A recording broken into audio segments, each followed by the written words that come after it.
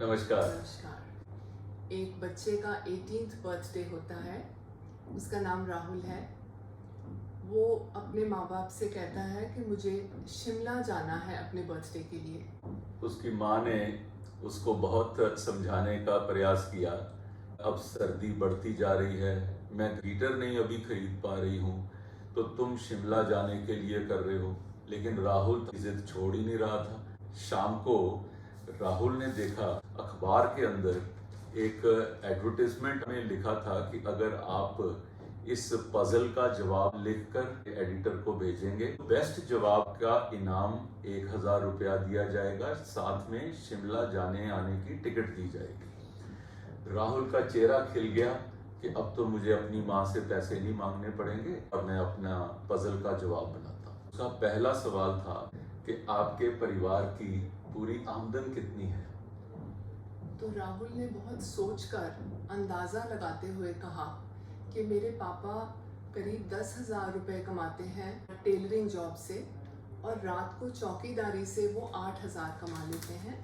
मेरी माँ 7,000 रुपये कमाती है और मेरी दीदी ट्यूशन से कुछ 3,000 रुपये कमा लेती है। तो हमारी टोटल फैमिली इनकम 28,000 रुपये हो गई। दूसरा सवाल उसमें था कि आप अपने घर में रहते हैं, अगर नहीं तो आप कितना किराया देते हैं? तो राहुल कुछ दिन पहले ही सुना था कि माँ पिताजी को कह रही थी कि मालिक मकान कह रहे हैं कि किराया बढ़ा दो और 7,000 कर दो। तो उसने उसमें लिख दिया 6,000 रुपये। उसमें तीसरा सवाल था कि आपके घर का पूरा राशन का खर्चा एक महीने का कितना है? इस सवाल का जवाब बहुत सोचने के बाद भी उसे नहीं आया। उसमें चौथा सवाल था कि 1 किलो मूंग की दाल और 1 लीटर दूध का रेट क्या है? राहुल को इसका जवाब भी नहीं आता था। पांचवा सवाल था कि क्या आपके घर में रहने वाले सब व्यक्तियों के पास ओढ़ने के लिए रजाई है?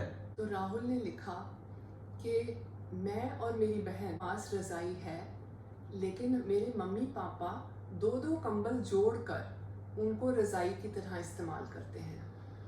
अगला सवाल कि आपके माता पिता क्या काम करते हैं?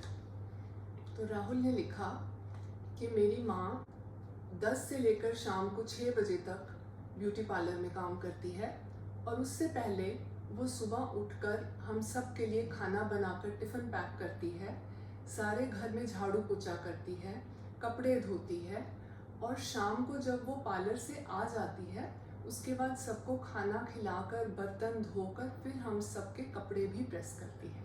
मेरे पापा सुबह 10 से 5 बजे तक टेलरिंग बुटीक में काम करते हैं और वहाँ से आकर कुछ 4-5 घंटे सोते हैं। फिर 10 बजे वो ड्यूटी पे जाते हैं और सुबह 8 बजे जब वो घर आते हैं तो थोड़ी देर सोकर नहाकर वो फिर बुटीक पे चले जाते हैं। अगला सवाल कि क्या तुम भी कुछ घर में काम करते हो? राहुल को बहुत शर्म आई ये लिखते हुए कि मैं कुछ नहीं करता। अगला सवाल था कि अगर नलके में पानी ना आए तो तुम क्या करोगे? उसने लिखा कि मैं अपने पापा को कहूँगा। 9वां सवाल कुछ ऐसे था, क्या तुम्हें खिचड़ी या चपाती बनानी आती है? राहुल ने जल्दी से लिखा, ना बाबा ना। 10वां सवाल, अगर तुम्हारे पास 100 रुपए हो और तुम्हें माँ कहे कि इससे कुछ अच्छा पौष्टिक आहार खरीद कर लाओ, तो तुम क्या खरीदोगे? इस समय तक राहुल के हाथ कांप रहे थे कि वो लिखे क्या। 11वां सवाल, क्या तुम अपनी माँ को कभी खाना बनाने में हेल्प करते हो? अब तो राहुल के पसीने छूटने लग पड़े। उसने आज तक कभी भी अपनी माँ की हेल्प नहीं करी थी। 12वां सवाल, क्या तुम कभी अपने पापा की हेल्प करते हो? अब तो राहुल की आंखों से कुछ आंसू भी आने लग पड़े। इसका जवाब तो उसके पास है ही नहीं। 13वां सवाल, तुम्हारी नानी का क्या नाम है? राहुल सोच रहा था कि जिसने उसको इतना प्यार दिया उसका नाम भी उसको याद नहीं था। 14वां सवाल, जब तुम बड़े होगे तो तुम क्या बनना चाहते हो?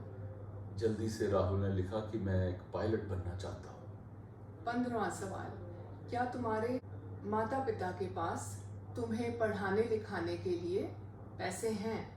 अब ये सोच में पड़ गया राहुल, लेकिन उसने जवाब दिया नहीं। 16वां सवाल, क्या तुमने अपने मम्मी पापा को कभी थैंक यू बोला? अब ये सवाल ने राहुल को स्तब्ध कर दिया। उसने आज तक अपने माँ बाप का कभी धन्यवाद नहीं किया था। सभी सवालों का जवाब लिखते लिखते राहुल को ये रियलाइज़ हुआ कि जब जब उसने कहा कि पापा मुझे पायलट बनना है, तो वो यही कहते थे कि बेटा जो तुम बनना चाहोगे मैं तुम्हें पढ़ाऊँगा, अगर पैसे नहीं भी होंगे तो क्या हुआ, मैं बैंक से लोन ले लूँगा। तो राहुल को ये बात रियलाइज़ हुई कि मेरे माँ बाप ने कभी मेरे साथ शेयर नहीं किया कि उनकी लाइफ कितनी टफ है, कितनी मुश्किलों से वो हम बच्चों की डिमांड्स को पूरा करते होंगे। उसी शाम उसकी माँ ने उसको कुछ पैसे दिए और उसको कहा कि कल सुबह तुम शिमला जा सकते हो। अब कल सुबह वो जब उठा, उसने अपना बैग तैयार किया हुआ था। उसने देखा कि उसकी माँ आटा गूंद रही है और साथ ही साथ दूसरे हाथ से वो सब्जी भी बना रही है। उसने पूछा पापा कहाँ हैं? तो उसकी माँ ने कहा तुम्हारे पापा दूध लेने के लिए जाने लगे तो उनका स्कूटर स्टार्ट नहीं हुआ, तो अभी वो अपना स्कूटर रिपेयर कराने के लिए गए हैं। जैसे ही वो दूध लेकर आएंगे तो मैं आप सबके लिए मैं चाय बना दूंगी। राहुल ने खिड़की के बाहर देखा तो बाहर बहुत बारिश हो रही थी और बहुत धुंध थी, और उसको महसूस हुआ कि इतनी सर्दी में उसके पापा बाहर स्कूटर रिपेयर कराने गए हैं, जबकि वो आराम से रजाई के अंदर सो रहा था। तभी उसने नोटिस किया कि उसकी बहन एक कमीज पे बटन लगा रही है। उसने पूछा किसकी कमीज है?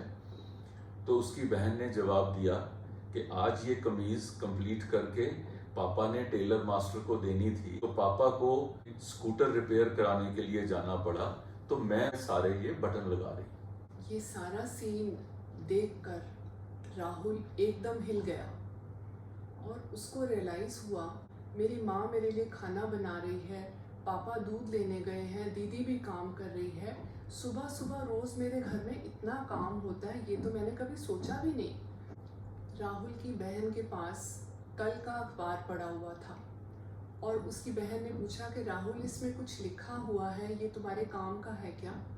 राहुल ने जल्दी से अखबार उठाया और कहा कि दीदी कुछ नहीं। उसने उस अखबार को फाड़ दिया क्योंकि वो इतना शर्मिंदा था अपने जवाबों से, और उसने एडिटर को जवाब नहीं भेजा।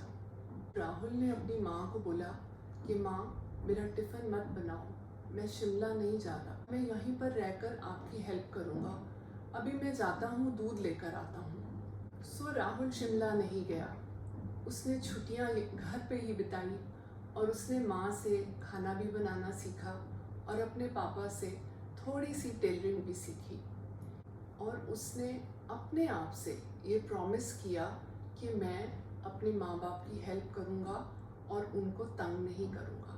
अब जैसे स्कूल की छुट्टियां खत्म हुई, उसके बावजूद भी राहुल रोज सुबह जल्दी उठता रहा और अपने माँ बाप के काम में उनकी सहायता भी करता रहा। आज हम सबको ये विषय सोचने का है कि क्या हम ये रियलाइज कर रहे हैं कि हमें पालने के लिए हमारे माँ बाप किस तरह की मुसीबतों में से निकले, हमारी छोटी छोटी इच्छा को पूरा करने के लिए वो कितनी मेहनत करते हैं।